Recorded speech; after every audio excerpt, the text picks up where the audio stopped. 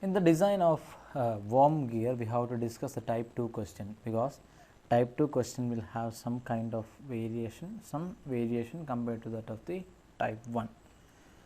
So, let us read a question.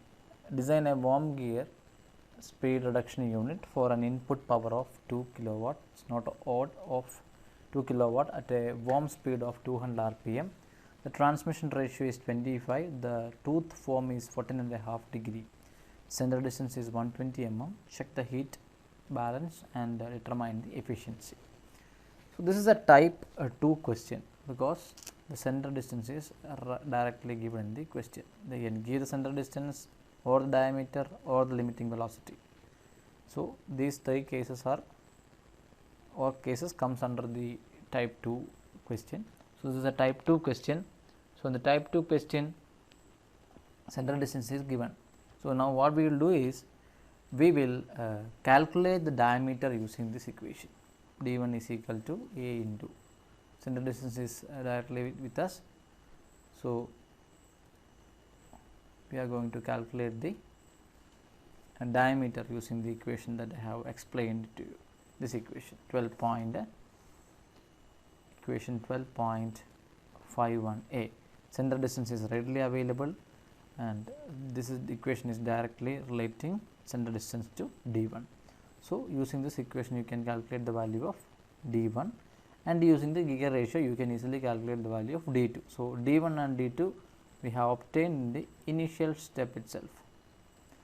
Now, we will go back to the solution part. So, D1 and D2 we have obtained it directly, or else this is one method of obtaining it. So, D1 the value is 44, and D2 we can also obtain it as 196 mm. So, moving forward with the identification of beaker number, we are going to design the worm wheel, and the tangential tooth load, everything is same. It will not be in terms of m, the value is going to be 3045 Newton. This is the value of Ft. Velocity is 0.821, and this is a very familiar step, there is no need for any kind of explanation. And some changes are there for the step number 3, where the value of y is nothing but we are going to obtain it as 0.1, we are going to substitute it as 0.1, because the angle is as 14.5 degree, that is what we are going to use. Now, the face width B we are going to use equation 12.64, because since the center distance is given, we are supposed to use that 12.64. This is the equation 12.64, that is 63 and 64. See this equation B is equal to A to the power of 0.875 divided by 2. This equation you are supposed to use.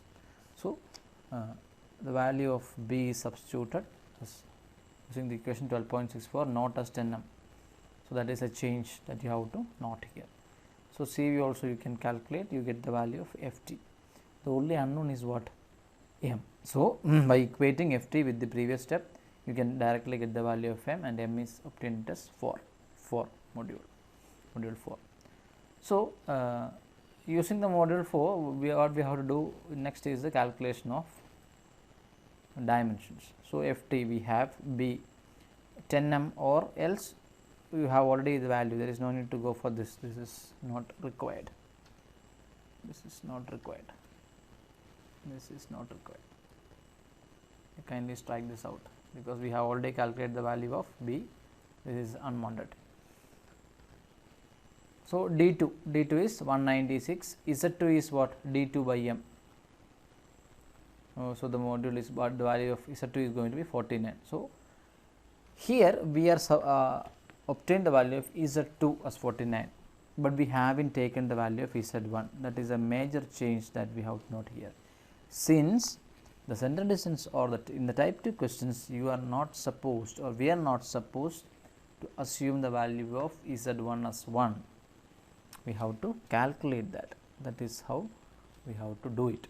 So, here I haven't assumed the value of Z1 as 1. I kept it as blank, and after the calculation I got the value of Z2 was 49. Now, I want to see what should be the value of Z1 to get a value of Z2 as 49 for this specific gear ratio. For that I am going to use this table. In this table, when Z1 is 1, Z2 is going to be what? I into Z2 25, because the gear ratio is 25. When the value of Z1 is 2, the Z2 is going to be 50, and this particular value is going to be somewhat close to the value that we have calculated right now, because the value we have calculated right now is 49 and this value is 50. So, the value of Z1 has to be 2, it should not be 1. So, if the value of Z1 is 2, then we can have an Z2 as 50. So, now we will use the Z1 as 2 and Z2 as 50, and we will recalculate the center distance D2 and D1. We have to recalculate that center distance, the correct center distance, and after this you have to calculate the value of LW.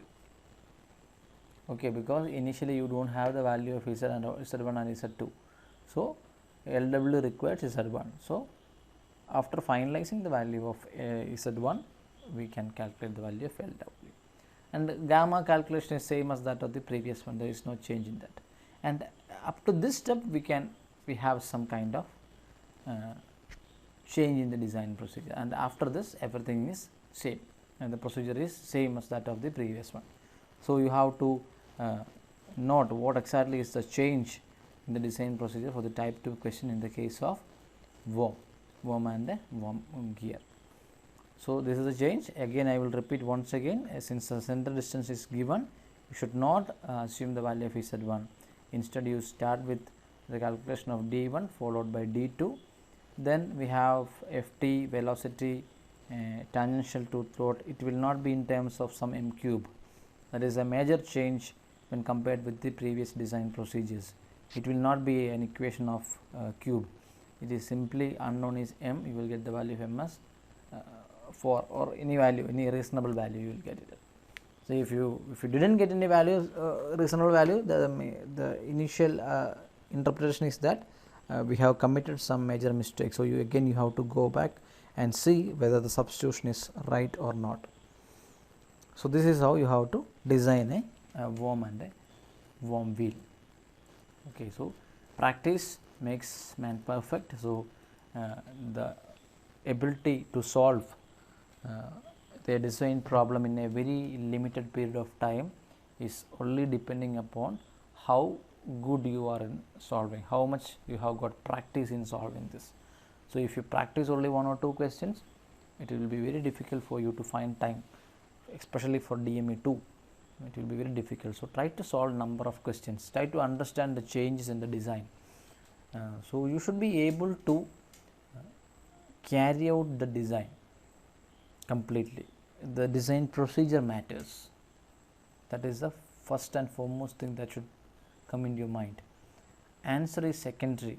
Answers are not evaluated, because we cannot have a common answer for all the students. For a single question you can have many solutions. So, the way in which you execute this is the most important thing. So, you should be able to understand. Focus on minute things, not some big things. Always decision making is what's the core of the machine design. If some data is missing, how should I get it? If some data need to be assumed, how to assume? What are the ranges? What should be the value? What are the logical answers that I can expect? Such kind of logic should drive you throughout the design, because many times I have seen that students calculate, students substitute in many equations, they execute the design procedure and they go on, but they are not least bothered about the answers. Sometimes the answers that they have obtained is highly illogical. So, please do not do that. Always have the logic in the first step, followed by the design procedure. Then it is very easy for you to have a feedback of your answers, and like that you proceed. Thank you.